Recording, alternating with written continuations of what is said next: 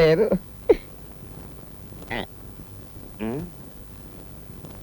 ఎక్కడ లేదే. ఏమే రంగి, రంగాలో మడి రంగాలో, వామ్మో కొంప తీసిది ఏమని తోటన్నా ఇంట్లో లేదు బయట లేదు. ఏమయ్యో సుబ్బారావు, సుబ్బారావు సుబ్బారావు, మా ఆవిడ గారిని కనిపించిందా? మీ ఆవిడ నాకెందుకు కనపడుతుందండి? ఓరే దేవుడు, గ్యారంటీగా నా పెళ్ళం ఆ పాలోడుతోనే లేచిపోయిందా? నా పెళ్ళం లేచిపోతే నువ్వెందుకు ఏడుస్తున్నావు? నీ పెళ్ళానికి లేచిపోయే క్యారెక్టర్ లేట్ గా తెలిసినందుకు.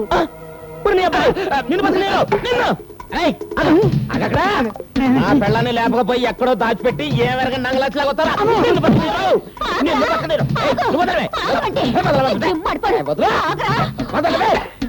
మళ్ళీ ఏ పాడుబుద్ధి వచ్చిందిరా? నా పెనివిటిని కొడుతున్నావు? పెనివిటి? నీ పెనివిటా? నిన్నేమన్నావు? నా దగ్గర లేని నీ పెళ్ళం దగ్గర ఏమన్నావు కదే? ఏంటా? నా పెళ్ళాన్ని మీరు లేకపోయి ఎక్కడో దాచిపెట్టాడు. నేను పట్టను ముందు నేను చంపుతానే. ఏంట్రా చంపేది కుప్పలో చెత్త? నీకు ఇట్లాంటి పాడుబుద్ధి ఉండబట్టే నీ పెళ్ళం సెక్స్ మార్చుకుంది. ఏం మార్చుకుంది? సెక్స్ మార్చుకుంది. సెక్సా? అవును, అది ఇప్పుడు ఆడది కాదు, మగాడు. మగాడా? అవును, రంగమ్మ కాదు, రంగడు. అటు చూడు.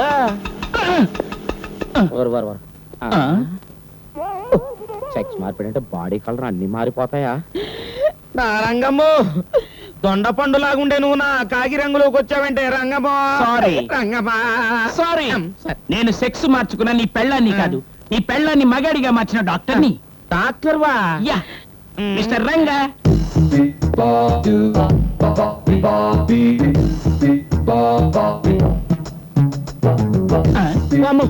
ఇది నిజంగానే మారిపోయింది. ఏంట్రా బావా?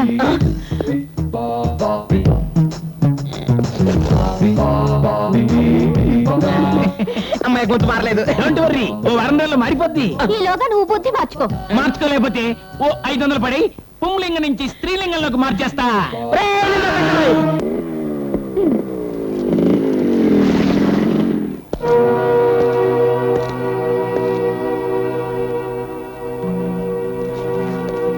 ఇప్పుడు మీ సమస్య చెప్పుకోండి. బాబు, ఈవిడ నా దగ్గర 500 అప్పు తీసుకుంది. ఇప్పుడు తీసుకోలేదని చెప్తుంది. నాకేం కర్మ? దీని దగ్గర 500 అప్పు తీసుకోవడానికి నా మొగుడు నెలకి 3000 సంపాదిస్తున్నాడు. అవును, అప్పు చేయాల్సిన అవసరం మాకు లేదు బాబు. అమ్మా, 500 గురించి ఏంటే గొడవ? వదిలే. కేసు నా దాకా వచ్చాక నువ్వెవడు వదిలేసుకోవడానికి? చెప్పమ్మా, నిజంగా ఇచ్చావా? నా కొడుకు మీద ఒట్టు బాబు, నిజంగా 500 ఇచ్చాను. నా కూతురు మీద ఒట్టు, నేను నిజంగా అప్పు తీసుకోలేదు. అన్నయ్య, అసెంబ్లీకి వెళ్ళినా సమాధానం చెప్పలేని ప్రశ్న. జాగ్రత్తగా చెప్పు. చదివింది 5వ తరగతి అయినా 5 వేదాలు పుక్కిట పట్టిన బ్రెయిన్ మా గురుడిది. మీరిద్దరు వెళ్ళి కాసేపు అడుసు దొక్కండి. ఆహా, మట్టి తొక్కితే మాణిక్యం లాంటి సమాధానం బయటకు వస్తుందా గురు? చూస్తూ ఊరుకోరాదు, ఊరికే వాగుతావు ఎందుకు? కొందరికి చేతి దూరదా, మరి కొందరికి నోటి దూరదా. బయటికి రండి. వాళ్ళిద్దరి దగ్గర చెరువు బిందె నీళ్లు పెట్టండి. కాళ్ళు కడుక్కోండి.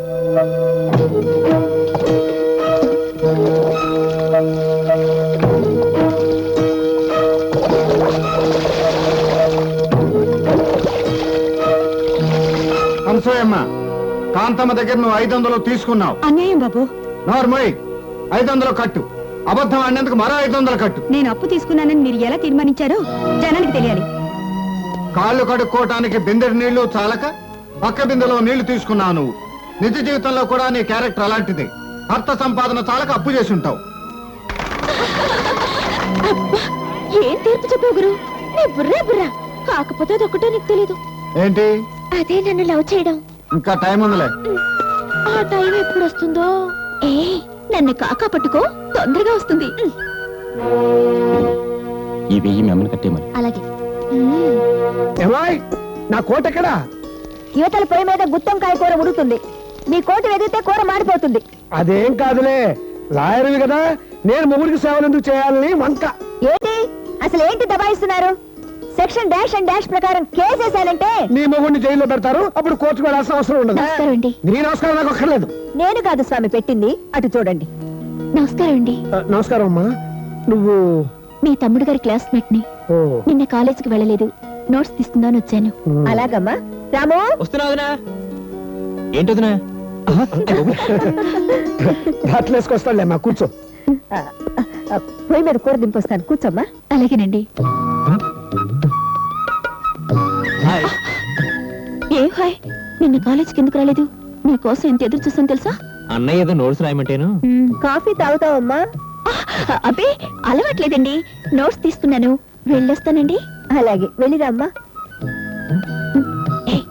తొందరగా వచ్చి నీకోసం ఎదురు చూస్తుంటాను బాయ్ బాయ్ ఏంటో అప్పుడే ఆ పిల్ల నోట్స్ రాసుకుని వెళ్ళిపోయిందా ఆ కళ్ళతో మీ తమ్ముడి ఫేస్ కూడా రాసుకెళ్ళింది ఏమిటో నేను క్వశ్చన్ వేస్తాను సమాధానం చెప్పండి వెయ్యి ఆ పిల్ల ఇక్కడికి ఎందుకు వచ్చింది ఏమో నాకేం తెలుసు నీ క్వశ్చన్కి సమాధానం మహానుభావ నేను క్వశ్చన్కి సమాధానం అడుగుతుంటే క్వశ్చన్కి సమాధానం కోసం వచ్చిందని క్వశ్చన్కి సమాధానం చెప్తారేమిటి అసలు క్వశ్చన్ సమాధానం చెప్పండి అబ్జెక్టివ్ రానర్ బోర్డులో ముద్దాన్ని భయపెట్టాను నువ్వు పెట్టక డిఫెన్స్ పగలను కూడా చూడకుండా గదిలోకి తీసుకెళ్లి అఫెన్స్ చేయాల్సి వస్తుంది అబ్బబ్బబ్బబ్బ! అసలు నా క్వశ్చన్ సమాధానం నేను సమాధానం చెప్పలేను నువ్వే చెప్పు మీ తమ్ముడు రాముని ఆ పిల్ల లవ్ చేస్తుంది అది సమాధానం నీకెలా తెలుసు ఆ? వాసన అమ్మో అవతల గుత్తంకాయ కూర మాడిపోతుంది బాబు మంచి సస్పెన్స్ లో పెట్టి వెళ్ళిపోయిందే తెలుసుకోవాలి భారతి నీకెలా తెలుసు చెప్పకుండా వచ్చేసాడంట కూర మాడిపోయిందని ఎలా తెలిసింది ముక్కుతో వాసన చూస్తే తెలిసింది కళ్ళతో వాసన చూసా మాడిపోక ముందే ఆ ప్రేమకి నీళ్లు పోయింది ఇప్పుడు పోస్తే పోలా ఇక్కడ కాదు అక్కడ వెంటనే వివరాలు కనుకొస్తా అలాగే కాబట్టి సోదరులారా మీరంతా సహకరిస్తే ఈ పేటను మీరంతా ఖాళీ చేస్తే ఇక్కడ గోల్ఫ్ క్లబ్ ను ఏర్పాటు చేసి శ్రీ నాగభైరవ నరసింహం గారు ఆసియా లెవెల్లో గోల్ఫ్ పోటీలు పెడతారు అయితే ఖాళీ చేసి మమ్మల్ని తెలుగు గంగలో దూకమంటారా లేదమ్మా మీ అందరికీ మూసీ నది పక్కన స్థలాలు కేటాయిస్తాను మూసి పక్కనెందుకండి మూసి నదిలోనే ఎవరాదు రాజకీయం అంటే ఎంత చీప్ అయిపోయిందయ్యా మీ అందరూ అక్కడ పాకలేసుకోవటానికి నేను డబ్బులు ఇస్తాను ఏమంటాను నోరు మొయ్యమంటాను నువ్వు స్టేజీ మీదకి వస్తావా నన్ను స్టేజీ దిగమంటావా నేను స్టేజి ఎక్కకుండానే నిన్ను దింపుతాను అంత ఆవేశం పనికిరాదు ఇంకా స్టార్ట్ అవ్వందే ఆటలంటే ఇంత చులకనైతే ఎలాగయ్యా ఇన్ని లక్షలు ఖర్చు పెట్టి నేను ఇదంతా ఎందుకు చేస్తున్నాను ఎందుకు చేస్తున్నాను రేపు మన దేశం పథకాలు సాధిస్తే అబ్బో హ, సాధించిన పథకాలు ఎక్కడ తగిలించుకోవాలో తెలియక భారతమాత తలడిల్లిపోతోంది ఏ క్రీడలో మన దేశం ఎన్ని పథకాలు సాధించింది ఏ ఒలింపిక్ పోటీల్లో మన దేశం ఎన్ని బంగారు పథకాలు తీసుకొచ్చింది ప్రతిభ చాలక కాదు ప్రతిభ ఉన్న వాళ్ళని సెలెక్ట్ చేయక అన్ని కులాలకు సర్ది అన్ని మతాలకు సర్ది ఫైనల్ గా ఏ మంత్రి గారి బావమరిది కొడుక్కో పార్టీ ప్రెసిడెంట్ గారి వేలు విడిచిన చుట్టానికో చోటిస్తే వాళ్ళు తీసుకొచ్చే ఈ బంగారు పథకాలు కావు తోలు పథకాలు మీరు ఖాళీ చేస్తే నిజంగా చెయ్యనివ్వను నగరు మీరుగా నేను కేటాయించాను నా తాత ముత్తాతలు ఈ పేదవాళ్ల కోసం కేటాయించిన స్థలం ఇది దీని మీద మీకెక్కడ హక్కు ఉంది ప్రభుత్వానికి ఏ స్థలం మీదైనా హక్కు ఉంది నీలాంటి అభివృద్ధి నిరోధకుల్ని మూసేసే హక్కు ఉంది